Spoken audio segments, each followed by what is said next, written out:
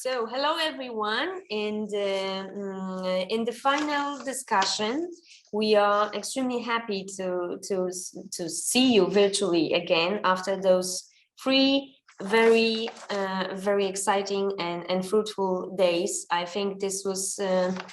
I think it was a great conference. Maybe this I shouldn't say it, but this is my impression, which I wanted to spontaneously share with you. That I wanted to thank all the participants. There will be still, of course, time to say thank you to everyone. But this is really great impression to know that each contribution, each paper was of such a high quality and was bringing a topic which deserves a separate conference indeed, and this is very inspiring.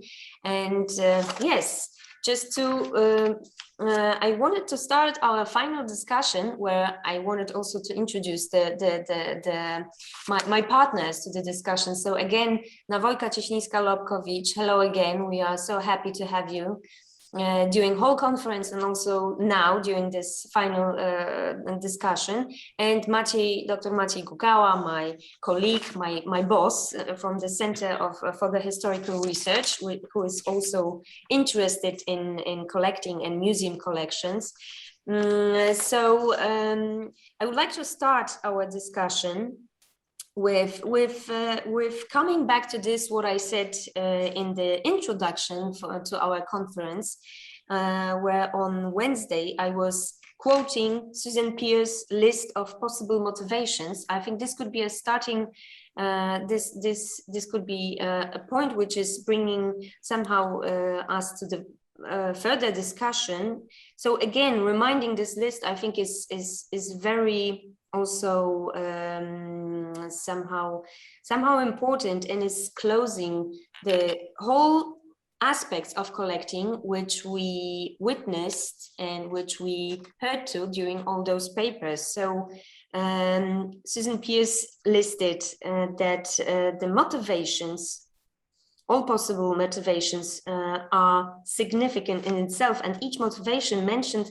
implies a story in which it unfolds. Leisure, aesthetics, competition, risk, fantasy, a sense of community, prestige, domination, sensual gratification, sexual foreplay, desire to reframe objects, the pleasing rhythm of sameness and difference, ambition to achieve perfection, extending the self, reaffirming the body, producing gender identity, achieving immortality. So, end of quote. Those are the motivations which, in theory of studies of collecting, are somehow defined by Susan Pierce and somehow are repeated by Mika Ball in her essay, Telling Objects a Narrative Perspective on Collecting. So, shall we somehow reflect on this and somehow sum up in context of those motivations, this what we have experienced in the last 3 days? I don't know who would like to start. Maybe Nawojka, please. Okay. First. I would say so that it lists in one way quite a lot of motivations, but that what we discovered during these 3 days even, that they are in one way more complicated. And I would probably say that we did not all of them were mentioned in your quotation now, and they are always very complex one, because that's what one really sees also during our conference, and for each of us who is really just devoted to this subject, that this is a very complicated anthropological phenomenon. To be collected, to collect something, and it grows from and joins very different motivations, partly conscious, partly unconscious. And in this respect, one can see it, for example, also as a sociological and historical problem. That what we discovered during this conference, if I can say so, that let's say 2 possible general perspectives in one way that one really goes through the motivations and through interests which were developed somehow parallel in different countries and in different sociological circles. On the other hand, this parallelity, these similar processes are very, very closely involved also in the very particular context. And I mean the double context, the individual person, of course, this individuality is very, very important, but also how he or she, designs its identity in one way through the collection. And that's one also sees, and especially for this period of time, which is, let's say, the frame of our conference, namely the, let's say, modernity from 1880s till let's say 1940s, that because of the sociological differences and let's say wars and everything, what we know, one sees also that this is the obviously process. And when, for example, I was thinking that we were confronted, few of us confronted, let's say, the bourgeois collection, or let's say the intelligentsia collection, of this old or new middle class with the aristocratic collections. And we obviously saw that these aristocratic collections belong to another, another group of collections, namely they grew through centuries.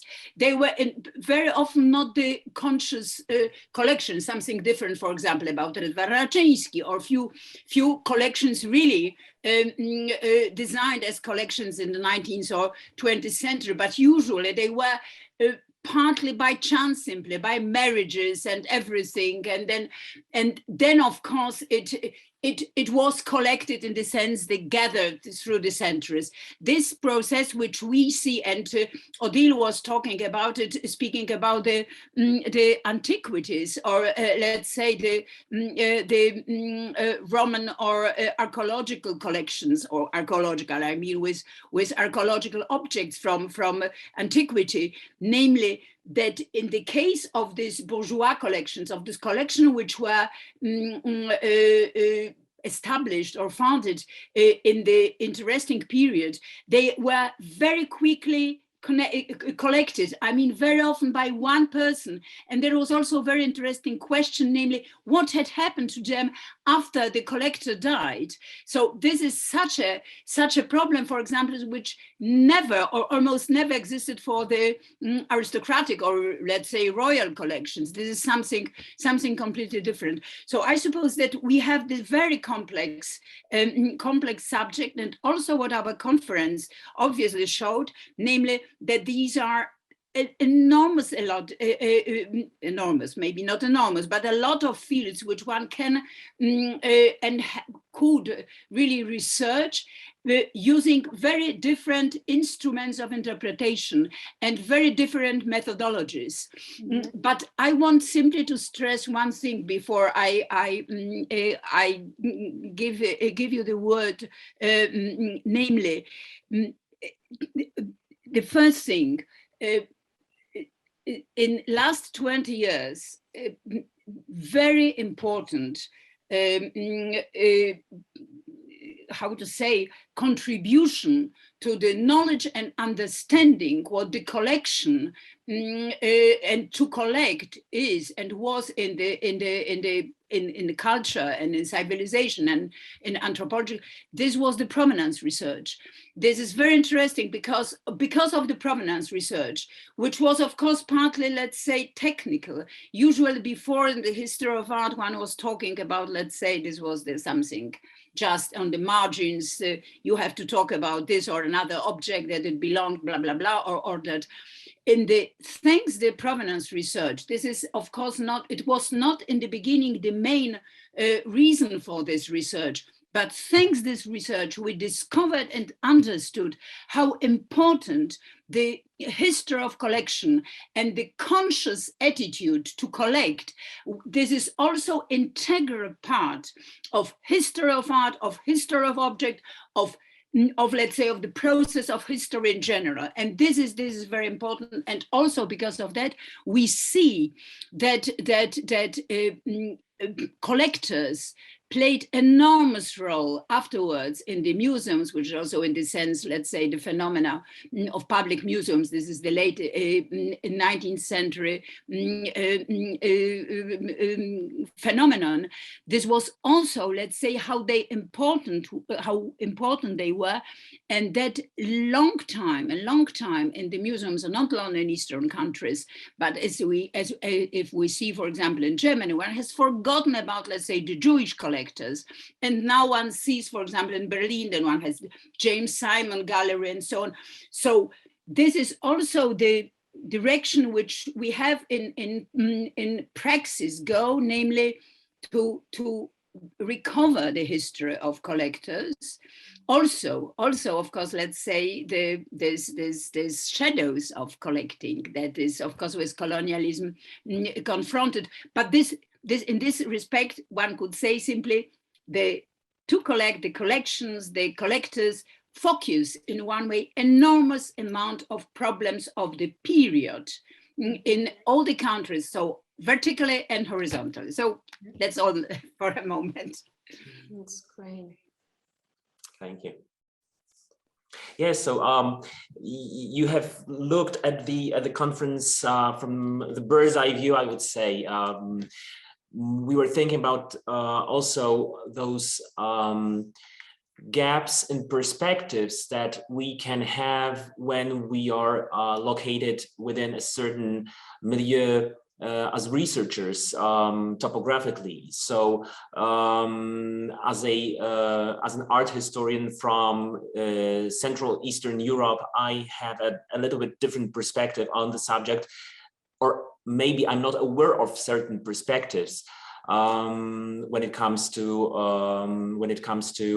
the research on collection, on museology, and so on. So for me, as a Polish researcher in Germany, a very interesting, but rather, I would say, maybe neglected to some extent. It is, we can understand why, but somehow neglected perspective is the neo-colonial perspective, for example, on collection, something that is in terms of Central and Eastern Europe, rooted in the history.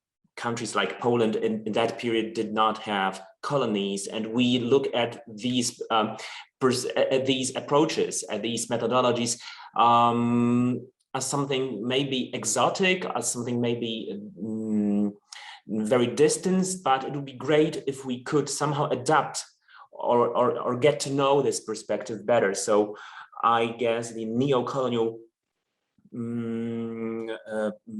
perspective within some of the presentations that we had during this conference was something really interesting. Another part, a huge part that you are also dealing with, is the case of the restitution, not of the national properties and works of art, not the communal ones. That's subjects that we are much involved in Poland, and the discussion about it is ongoing in Poland, but also the private one. So this is something that could somehow develop as a subject of a huge conference. Another reflection: ethnic minorities. We had a panel dedicated to the Jewish collectors. We had 2 keynote lectures dedicated to the Jewish collections and Jewish collectors, or the collections of Jewish art, from the perspective of Central Europe or Eastern Europe. We could surely develop subjects regarding other minorities, other bourgeois minorities, like, for example, in Poland, German ones or Armenian ones. who also collected art privately. So these are just a few hints that to me were very enlightening subjects that I encountered during this conference. Just examples of what we could do if we wanted to take up if we wanted to take up each of the subjects and develop them into separate conferences or workshops or seminars. So yes, just to confirm what Milena said at the beginning, that each of the presentations was so inspiring. The word that was repeated during this conference regularly. Well, this is nice to hear such a opinion. Thank you for also your approach, which is your perspective. You are more interested in museums and museums history, and I think this is, like Nawojka said, there are so many topics included in which one could somehow develop, starting from collecting. And this is so interesting how many topics are coming together, how essential part of culture history, social history that collecting is, and how many also very interesting meeting of the private and public. This is also a topic which could develop into another webinar where we could probably discuss this borderline. To me personally was also very interesting, this gender perspective, women art collecting. So we said about ethnic minorities.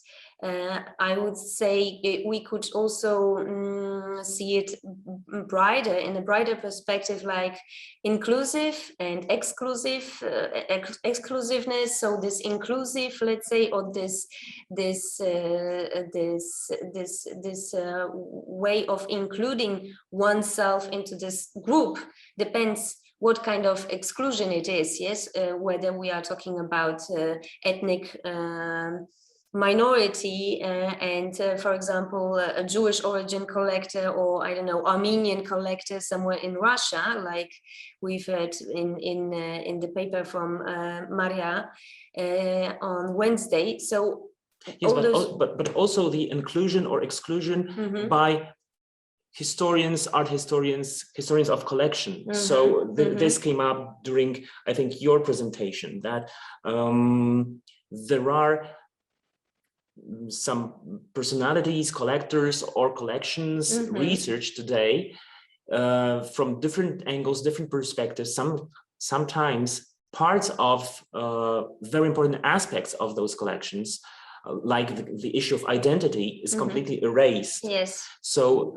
yes. exclusion and inclusion in terms of also research and our perspective, our approach 100 years later, for example. Yes, I think this is the opportunity for us to bring up this topic and to show that this was not just assembling of paintings, that there was an idea of creating one's identity, to giving this collection then to donate it to the state museum or national museum or city's museum in order to get immortality. Let's endlich. Sorry, this is like German words are coming into my mind, but this is an aspect which was also brought by Krzysztof Pomian often, but also by Jean Baudrillard. He was also working on this topic, why people are what is the process of accessing the immortality. In a way, I'm donating my collection, and I expect that it's staying as a whole piece, as a whole collection. It will be not parceled somewhere or lost as a whole collection, and that also this collection will be named after me. Yes, that this is a donation of this and this. So this is, and the paradox is that so often those collectors are in, at least from my experience in Polish context, they are just forgotten and lost. So this is But this, of course, but this in this respect, you also touch, let's say, the political dimension, which is very present by this by the history of collections, namely that really the museums, and of course, let's say under communist time, that starting with the Soviet Union, of course, very, very early, just that Maria Ponomarenko knows very well, and also that, but then the donors are completely ignored and forgotten, partly consciously. That you were talking about Crystal. This was the first exhibition of great donor of National Museum in Warsaw. When it was done when the museum, National Museum, received that property and not the collection, but of course, let's say the building in the center of Warsaw, which was restituted to the museum, and then decided to prepare this collection, which was diverse and is still diverse in different parts of the museum collection, and it is partly not exhibited at all. So of course they made this enormous catalog, and this was the exhibition. But in one way, the same thing, we are still waiting for the exhibition of Jasieński, Manga Jasieński. This is also, we never saw, let's say, the whole exhibit, the whole collection. We know that it belonged to Jasieński, and of course Japanese art, but it was never showed, let's say, the whole collection.